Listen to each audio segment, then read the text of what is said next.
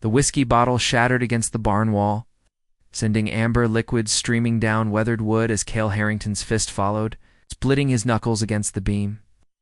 Blood mixed with bourbon, dripping onto hay-strewn ground where his championship belt buckle lay tarnished and forgotten. 3 months since the accident that claimed his brother's life and left him with a shattered spine that ended his rodeo career, and still the rage consumed him like wildfire. "You're gonna bleed out if you keep that up," came a voice from the doorway, soft but steady as morning rain. Cale spun around, his damaged back screaming in protest, to find a woman silhouetted against the dying sunset. Auburn hair caught the light like burnished copper, and eyes the color of storm clouds held no pity, only understanding that cut deeper than sympathy ever could. "Private property," he growled, cradling his bleeding hand. "I know. I bought the place next door yesterday." She stepped into the barn, her movements careful but purposeful. "I'm Lyra Laythorne. Your neighbor brought me over to introduce us, but he's dealing with a spooked horse." Cale's jaw tightened. The last thing he needed was some city transplant playing country. "Well, you've seen the local drunk. Welcome to paradise." But Lyra didn't flinch. Instead, she pulled a clean handkerchief from her pocket and held it out. "My husband used to do the same thing. Punch walls when the pain got too heavy to carry." The word husband hit him like a physical blow. Of course she was married. Women like her strong, beautiful, unbroken, didn't end up alone in backwater Wyoming unless they were running from something. "Used to?" he asked, accepting the handkerchief. Despite himself, cancer took him 18 months ago. Her voice carried the weight of someone who'd learned to speak around grief. "Left me with a 10-year-old daughter and a ranch I don't know how to run." Cale wrapped the soft fabric around his knuckles, watching crimson soak through white cotton. "I'm sorry. Don't be." He fought hard, loved harder. Can't ask for more than that. She surveyed the destruction around them, overturned feed buckets, scattered tools, the ghost of his former life hanging in shadows. "Though I suspect you're fighting a different kind of war." He wanted to laugh, but the sound stuck in his throat. "War's over. I lost." "No," Lyra said, her gaze finding his, and holding it with surprising strength. "You're just between battles." Something in her voice made him look closer. Beneath the composed exterior, he glimpsed fractures that mirrored his own. This woman knew about endings that felt like dying, about mornings that arrived despite your wish they wouldn't. "Why'd you really come over here?" he asked. A ghost of a smile touched her lips. "Because broken things recognize each other. Sometimes, if you're very lucky, they can help each other heal." Outside, thunder rumbled across the Wyoming plains, promising rain that would wash away the blood and whiskey, but leave everything else unchanged. Unless, perhaps, you were brave enough to let a stranger see your wounds and offer to share the burden of carrying them. The storm that night brought more than Ron, it brought Lyra's daughter. Bryony soaked to the bone, and shivering on Cale's doorstep at midnight. Through the downpour, she'd run the quarter-mile between their properties in search of her missing cat, tabby named Ranger, who'd bolted during the thunder. "He's scared of storms," Bryony sobbed, her small frame trembling in Cale's oversized jacket. "Mama says he'll come back, but what if he doesn't? What if he gets hurt like Daddy did?" Cale's chest tightened. The girl had her mother's storm-gray eyes, but carried a fragility that spoke of too much loss for someone so young. He grabbed his flashlight and rain slicker, ignoring the fire that shot through his damaged spine. "Come on, kid. Cat. Let's find your cat." They searched through driving rain, calling Ranger's name across muddy fields and waterlogged ditches. Cale's back screamed with every step, but something about the girl's desperate hope kept him moving. Beneath his porch, soaked and mewing pitifully, Bryony's tears mixed with rain as she clutched the animal to her chest. "Thank you," she whispered. "You're like the cowboys in my books, the ones who save things." The words hit him harder than any physical blow. He hadn't saved anyone in months, couldn't even save himself. Lyra met them at her door, relief and gratitude warring in her expression as she pulled her daughter inside. "I don't know how to thank you." "Don't," Cale said, but his voice lacked its usual edge. Kid was scared. "Stay for coffee," Lyra offered. "It's the least I can do."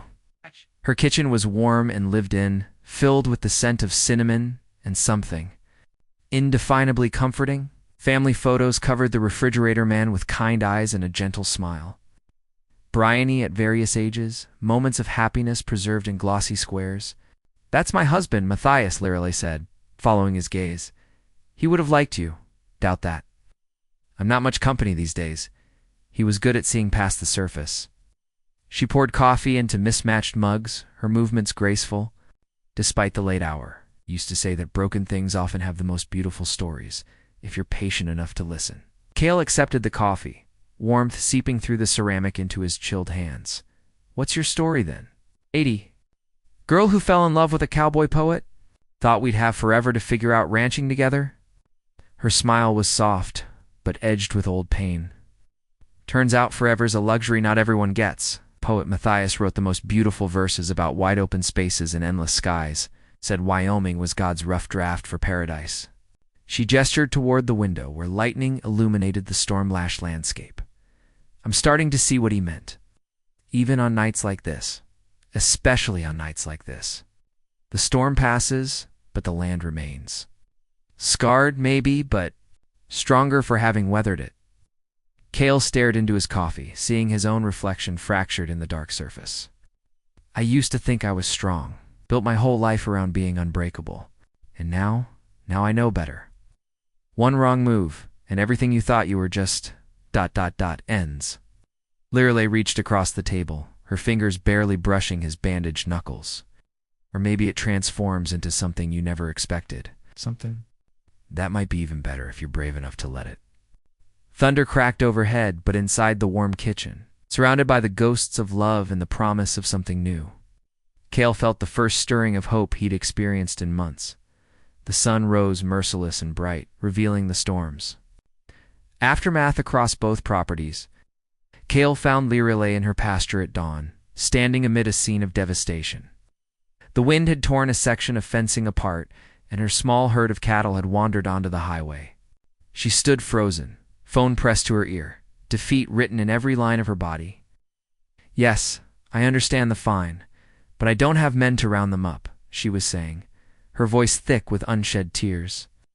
"What do you mean I'm liable for any accidents?"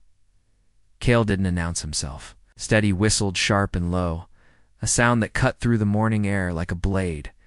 The scattered cattle lifted their heads, recognizing the ancient call of dominance.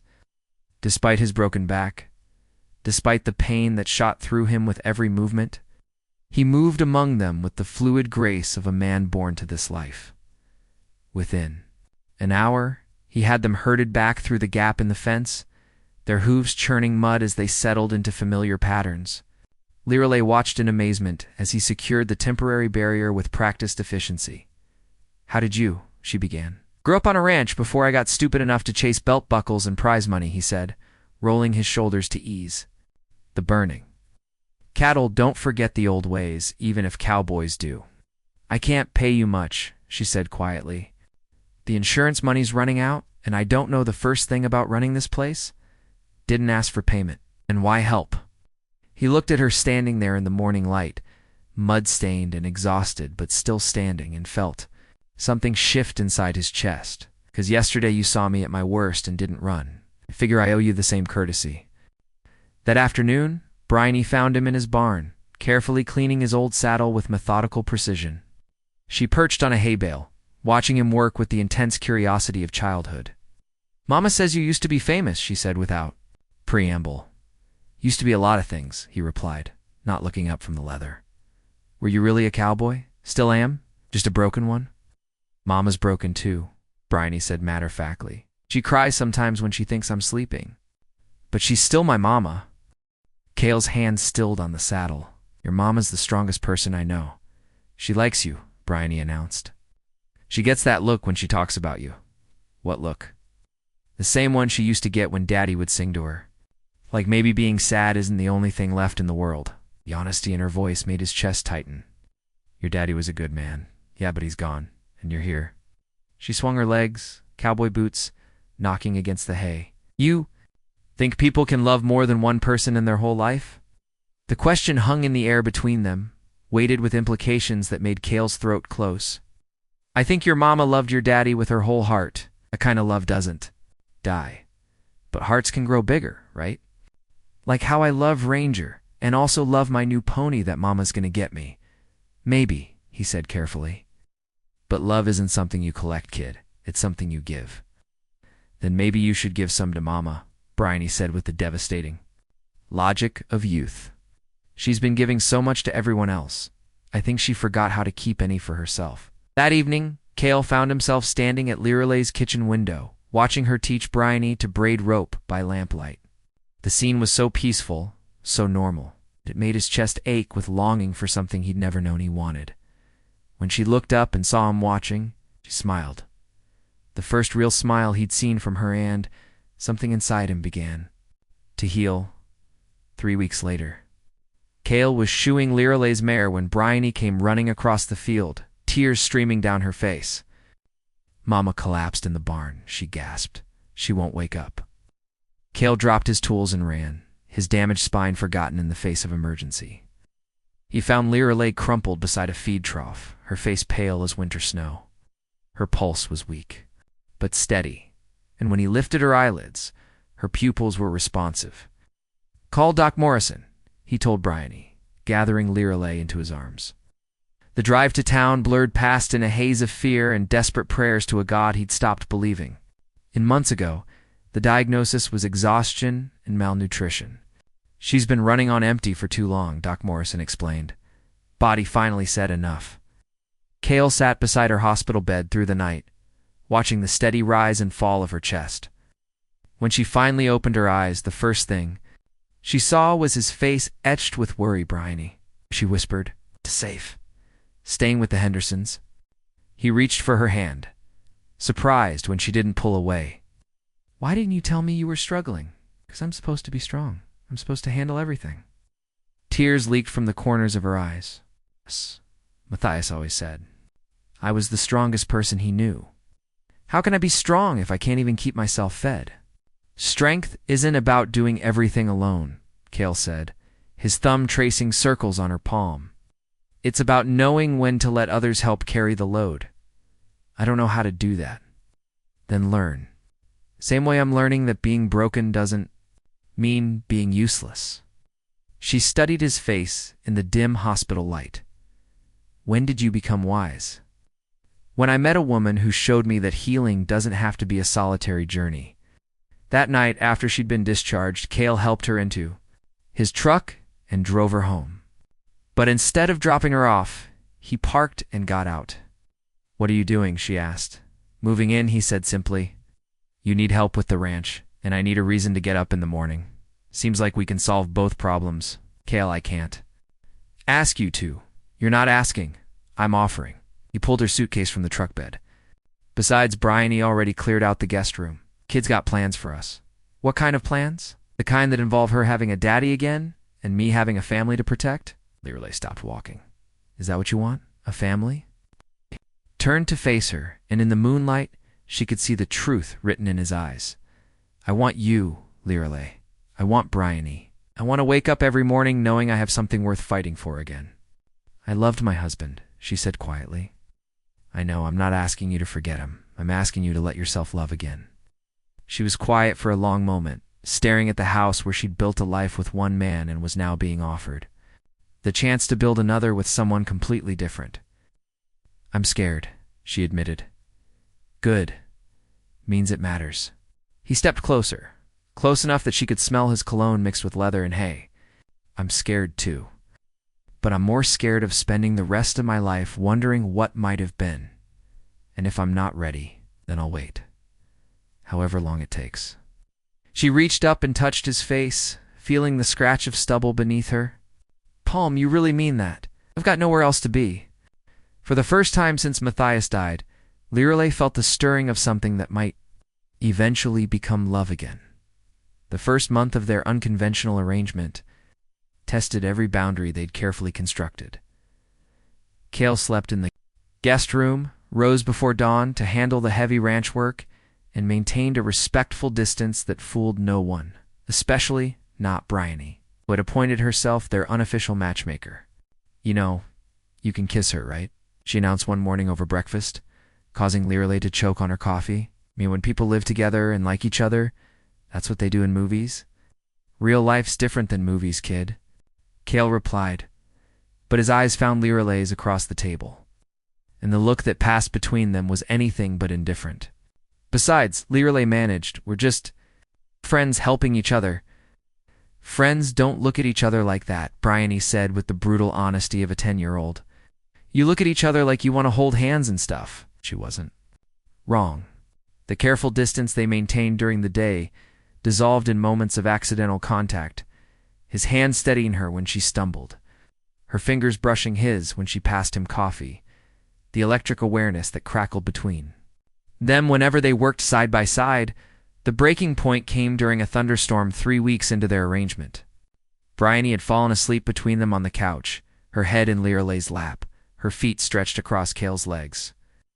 The domestic scene felt so natural, so right that neither wanted to disturb it. She's been happier, Lirelei whispered, stroking her daughter's hair, more settled. Kids need stability, Cale replied, his voice equally soft. She's been through too much change, so have you. He looked at her then, really looked, and saw not just the woman he'd been falling in love with for weeks, but the life he'd never dared dream of. So have you. I keep waiting for the guilt, she admitted.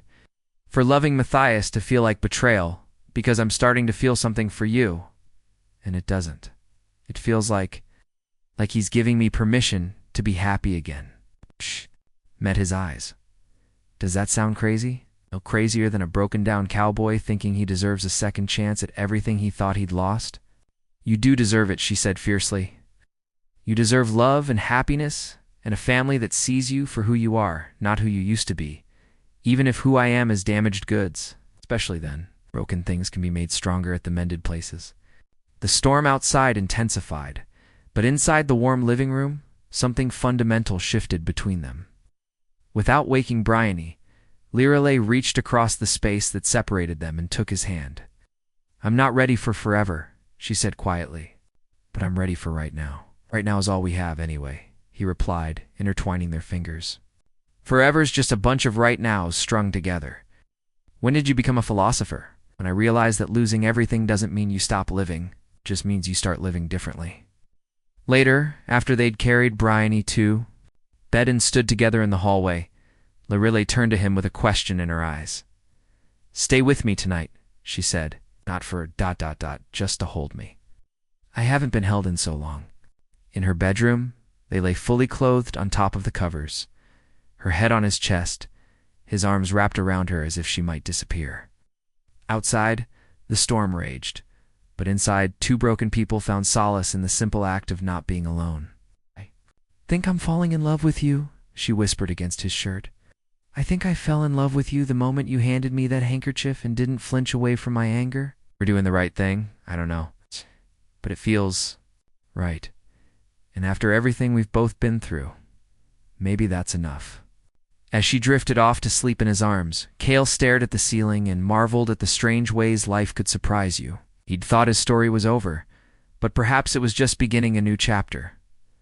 The morning Lirelei woke up in Cale's arms, she found him already awake, watching her with an expression so tender it made her heart stutter.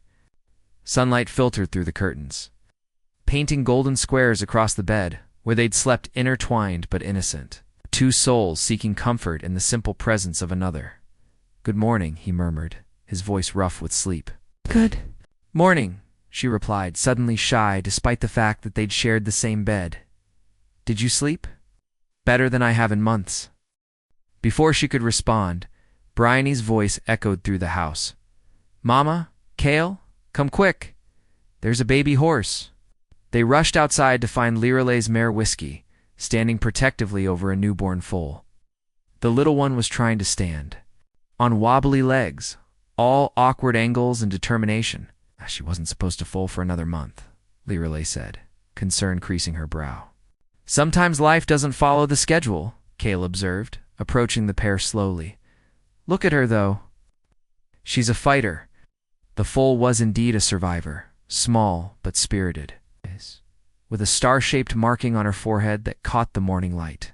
Bryony was enchanted, immediately naming her Nova, because she's bright like a star. She's early, but she's healthy, Cale announced, after a thorough examination. Going to need extra attention, though.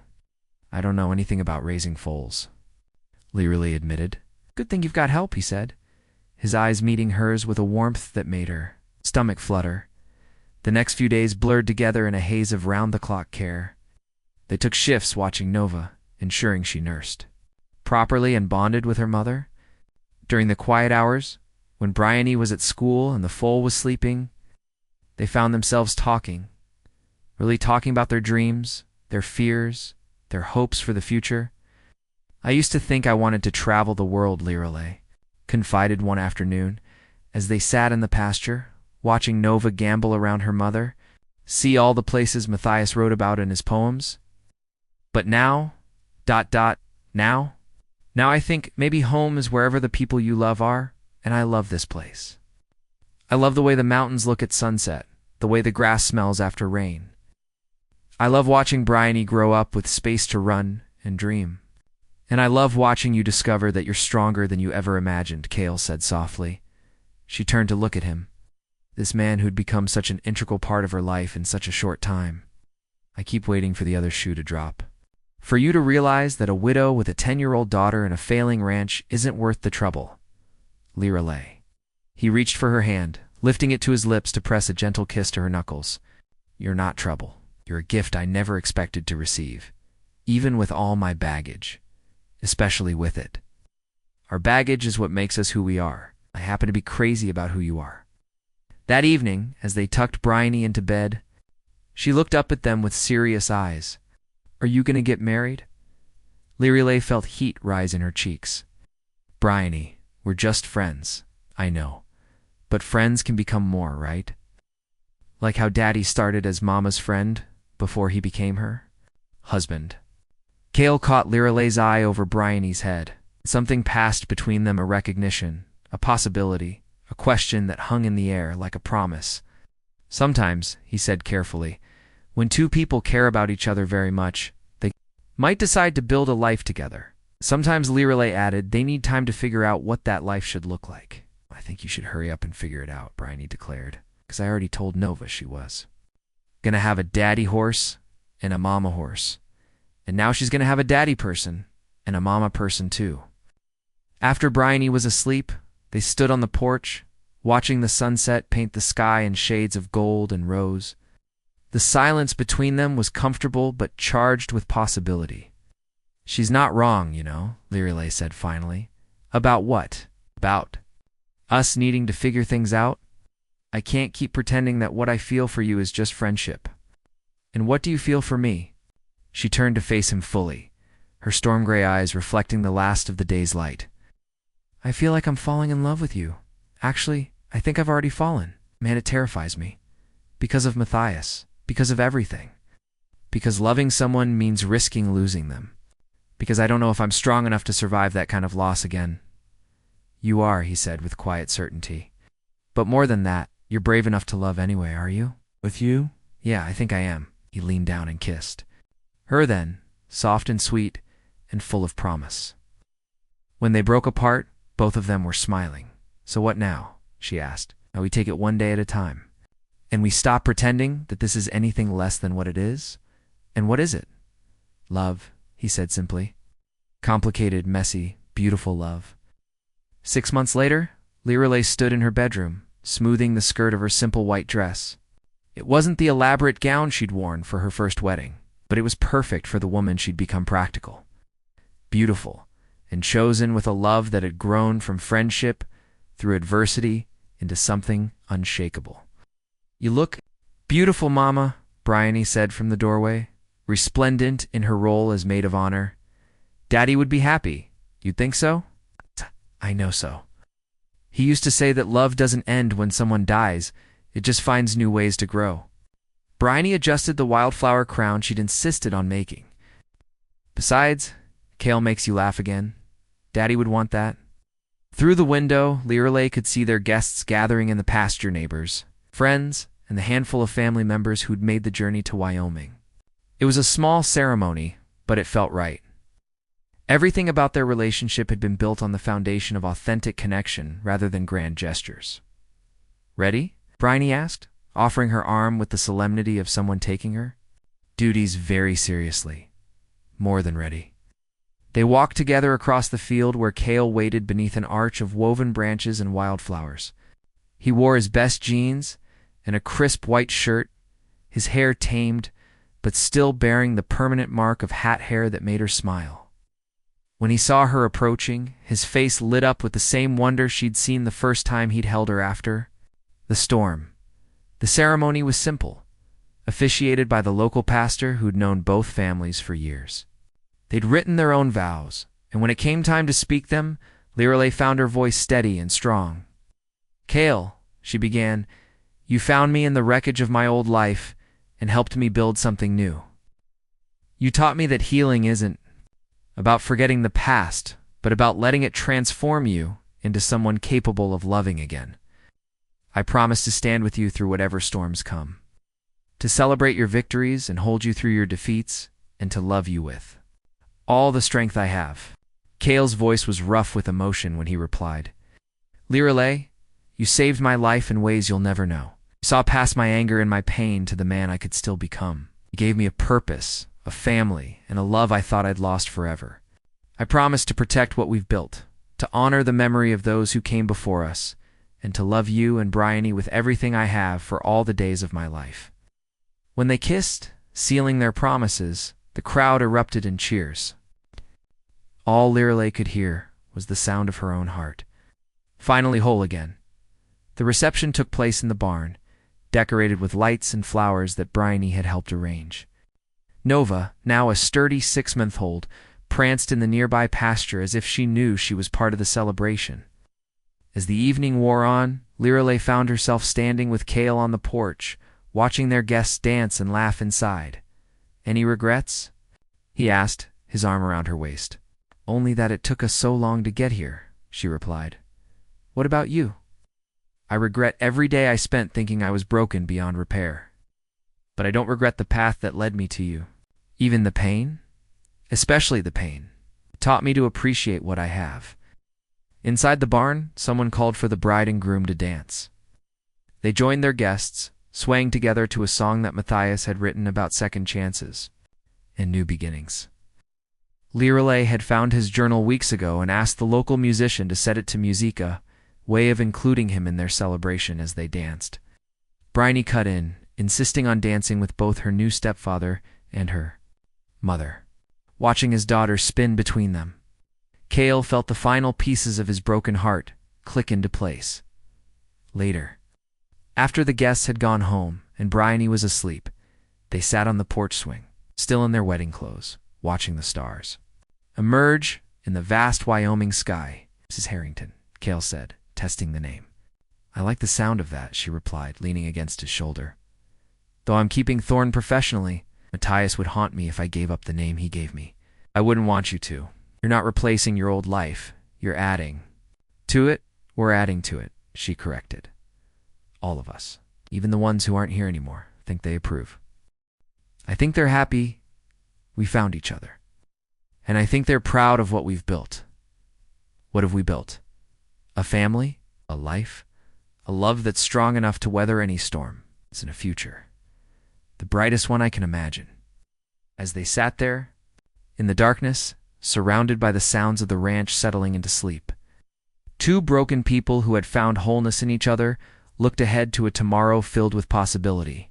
They'd learned that love doesn't always come in the package you expect. Healing isn't always linear, and that sometimes the most beautiful things grow from the most difficult soil. Their story wasn't about forgetting the past, it was about carrying it forward with grace, about finding joy after sorrow, and about the courage to love again when everything in you says it's safer to stay closed off. It was about two people who'd lost everything discovering that sometimes, if you're very lucky, love gives you a second chance at happiness. And in the vast expanse of Wyoming sky, under stars that had witnessed countless love stories, theirs was just beginning.